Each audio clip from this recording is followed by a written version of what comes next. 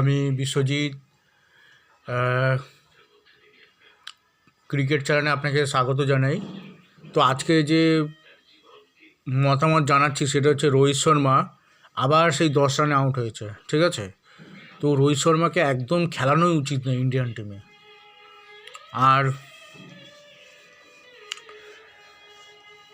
আরেকটা কথা আমি আরেকটা কথা বলছি যে সেটা হচ্ছে রোহিত শর্মা তো নিজে তো খারাপ খেলছে, সঙ্গে মোহাম্মদ শামিকেও টিমে নিতে চাইছে না, ঠিক আছে। মানে মানে রোহিত শর্মা ঠিক করে নিয়েছে যে আমি তো খারাপ খেলবো, সঙ্গে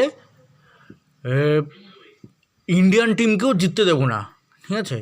কেননা মোহাম্মদ শামির মতো অত বড় বিখ্যাত বলার তাকে কিনা ইন্ডিয়ান টিমে নিচ্ছে না, ঠিক আছে। মোহাম্মদ শামি নিজেও বলছে যে আমি ফিট আছি।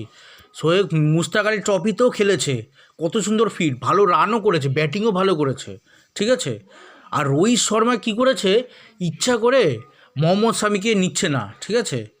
আর যে সমস্ত বলার উইকেট পাচ্ছে না সেই সমস্ত বলারকে খেলেই যাচ্ছে, ঠিক আছে। যে সমস্ত বলার উইকেট পাচ্ছে তাদেরকে খেলাবে না কোনো সময়, ঠিক আছে। বুমরা ঠিক আছে, বুমরা বেস্ট বোলার, নাম্বার 1 বলার, ওকে খেলাতেই হবে, ঠিক আছে, ও ঠিক আছে। কিন্তু বাকি যে প্লেয়ার, বাকি যে সিরাজকে খেলেই যাচ্ছে, কোনো পারফরমেন্স নেই, জিরো পারফরমেন্সে খেলেই যায় ওকে, ঠিক আছে। আমি দেখেছি ও কোনো পারফরমেন্স ঠিকঠাক করে না, 10টা ম্যাচে একটা ম্যাচে ভালো পারফরমেন্স করে, ঠিক আছে। ওর পারফরমেন্স ঠিকঠাক হয় না, তাও ওকে ম্যাচের পর ম্যাচ খেলেই যায়, ঠিক আছে। এমনকি এই স্পিনিংটাকে ওকে পর্যন্ত খেলায়, ঠিক আছে। তো আমি জানি না যে কেন খেলায় ওকে, এত চান্স দেওয়ার কী আছে, ঠিক আছে। তো ওর থেকে হাজার গুণ ভালো বলার ইন্ডিয়ান টিমে আছে, ঠিক আছে। একটা লেফট আর্ম পেস বোলার পর্যন্ত নিয়ে যায়নি ইন্ডিয়ান টিম, ঠিক আছে। একটা লেফট আর্ম পেস বোলারকে পর্যন্ত খেলায়নি। তো এক বুমরা দিয়ে কীভাবে ম্যাচ জিতবে, ঠিক আছে, আমি তো বুঝতে পারছি না। মিনিমাম একটা 3টে ভালো বলার দরকার, ঠিক আছে। মোহাম্মদ সিরাজ, তারপরে আকাশদ্বীপ একটা উইকেট পর্যন্ত পায়নি, ঠিক আছে। আকাশদ্বীপ সেরকম কোনো কিচ্ছুই পায়নি, ঠিক আছে। আকাশদ্বীপ সবথেকে খারাপ বোলিং করেছে। তো এদেরকে নিয়ে মনে হয় না যে বাইরের দেশে জিততে পারবে। আর রোহিত শর্মা নিজে থেকে রিজাইন দেওয়া দরকার, নিজে থেকে খেলাটা ছেড়ে দেওয়া দরকার, ভালোই নাহলে আরও ও যদি খেলে, আরও যতগুলো ম্যাচ খেলবে ততগুলো ম্যাচই ইন্ডিয়া হেরে যাবে, ঠিক আছে। কেন ও তো একদম তো ফর্মে তো নেই, ঠিক আছে। উপরন্তু যতগুলো ম্যাচ ও খেলছে সব কটা ম্যাচ ইন্ডিয়া হেরে যাচ্ছে, ঠিক আছে। উপরন্তু ভালো বলারও নিচ্ছে না, যে বলার টিম জেতাতে পারে। মোহাম্মদ শামির মতো এত বড় বিশ্ববিখ্যাত বলার তাকে কিনা নেয়নি, ঠিক আছে। আরও কত লেফট আর্ম পেস বলার আজ রয়েছে ইন্ডিয়ান টিম, মানে ইন্ডিয়ান বেঞ্চে, ঠিক আছে, তাদের একটাকেও খেলায়নি, কোনো ভ্যারিয়েশান নিয়ে যায়নি, একই টাইপের বলার, ডানাতি বলার, ঠিক আছে। একটা তো ভ্যারিয়েশান দরকার, ঠিক আছে। পেস বোলিং একটা ভ্যারিয়েশান দরকার, একটা লেফট আর্মার দরকার আছে, লেফট আর্ম ফাস্ট বোলারের দরকার আছে, ঠিক আছে। তো জানি না ইন্ডিয়ান টিম কীভাবে জিতবে। রোহিত শর্মা যদি না খেলে তখনই একটা জেতার চান্স আছে। এই রোহিত শর্মার বদলে আরেকটা নীতিশ রেড্ডির মতো একটা অলরাউন্ডার নিয়ে যাওয়া দরকার, ঠিক আছে, পেস বোলিং অলরাউন্ডার। তাহলে ইন্ডিয়ান টিমের অনেক উপকার, ঠিক আছে। পেস বোলিং অলরাউন্ডার, সিডগে বলে একটা প্লেয়ার আছে, সিডগে বলে একটা প্লেয়ার আছে, ঠিক আছে। ওই প্লেয়ারটাকে নিয়ে যেতে পারে, খুব ভালো পারফরমেন্স করেছিল, ঠিক আছে, সৈয়দ মুস্তাক আলী ট্রফিতে, ঠিক আছে।